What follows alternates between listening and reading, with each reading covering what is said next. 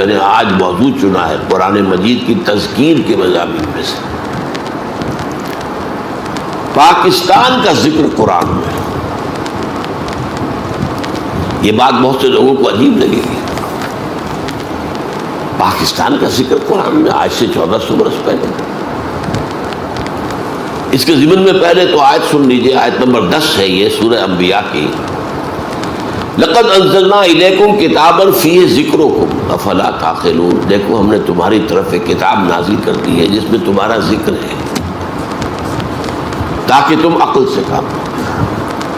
اب یہاں اس آیت میں ذکر کے دونوں معنی ہو سکتے ہیں، ذکر ہمارے حالات کا بیان یا ذکر نصیحت، تمہارے حصے کی نصیحت۔ لیکن ایک عظیم حدیث میں آ کر بات جو ہے وہ طے ہو جاتی ہے، طویل حدیث ہے، عظمت قرآن کے موضوع پر حضور کا کہ وہ حدیث بلکہ خطبہ کہنا چاہیے، اہم ترین ہے۔ راوی کون ہے؟ حضرت علی رضی اللہ تعالی عنہ فرماتے ہیں کہ حضور نے فرمایا صلی اللہ علیہ وسلم انہا ستکون فتنۃ، ان قریب ایک بہت بڑا فتنہ رونما ہوگا۔ اس پر حضرت علی فرماتے ہیں میں نے عرض کیا مل مخرج منہا یا رسول اللہ، اے اللہ کے رسول اس سے نکلنے کا راستہ کون سا ہوگا؟ بہت غور طلب بات ہے یہ، میں اس کی طرف اشارہ کیے بغیر گزر نہیں سکتا آگے۔ دیکھیے ہم ہوتے تو پوچھتے یہ فتنہ کب آئے گا، کیوں آئے گا، کدھر سے آئے گا، کیسے آئے گا، کیا شکل ہوگی اس کی، یہ سوالات پوچھتے نا۔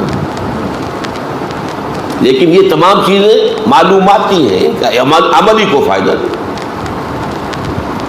ان ساری باتوں کا جواب مل جائے کبھی معلومات میں اضافہ ہو گیا، عمل کیا ہے، اس سے بچاؤ کا راستہ کون سا ہوگا، یہ ہے سوال۔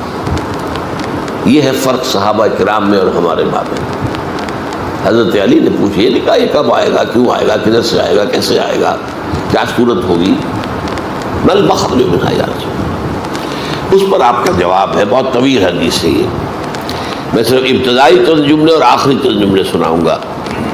کتاب اللہ، فتنوں سے بچاؤ کا راستہ اللہ کی کتاب ہے۔ فیہ ذکر ما بعدکم وخبر ما قبلکم وحکم ما بینکم، اس میں تم سے پہلوں کا بھی ذکر ہے،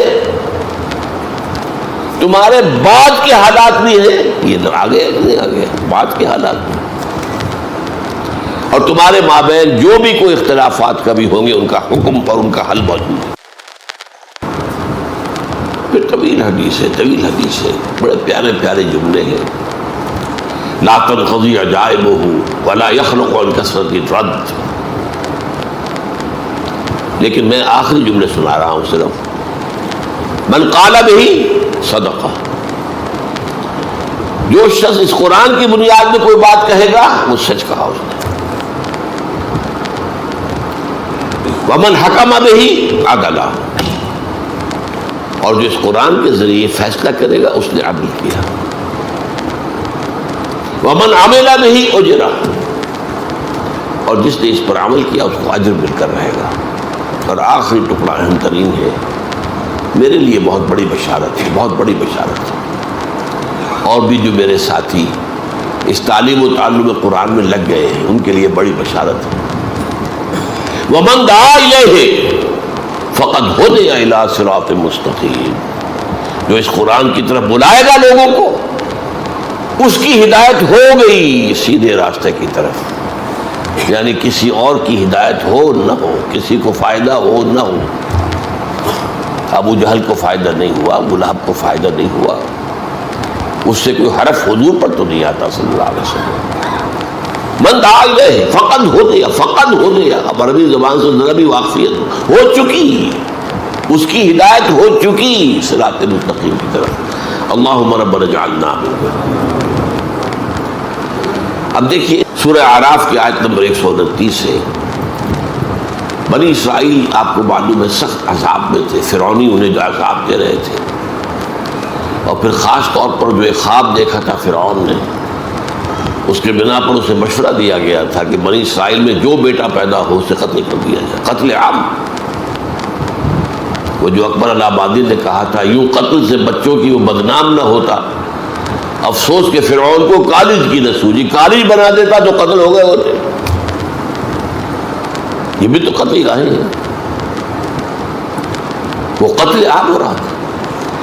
تو بنی اسرائیل نے کہا اے موسیٰ، ہم پر تو آپ کے آنے سے پہلے بھی مصائب تھے اور آپ کے آنے کے بعد بھی، ہماری تقدیر میں تو کوئی فرق واقع نہیں ہوا۔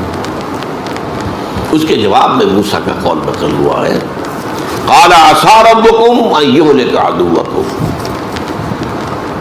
موسیٰ نے فرمایا علیہ السلام قریب ہے کہ تمہارا رب تمہارے دشمن کو ہلاک کر دے، جیسے کہ کر دیا فرعون اور اس کا لاؤ لشکر غرق کر دیے، وَيَسْتَخْلِفَكُمْ فِي الْأَرْضِ، اور تمہیں خلافت دے زمین کی۔ آئی نا بعد میں خلافت ابو داؤد، حضرت داؤد کی، سلیمان کی، طالوت کی، ساری خلافتیں کس کی؟ فَيَنْظُرَ كَيْفَ تَعْمَلُونَ، پھر وہ دیکھے گا تم کیا کرتے ہو۔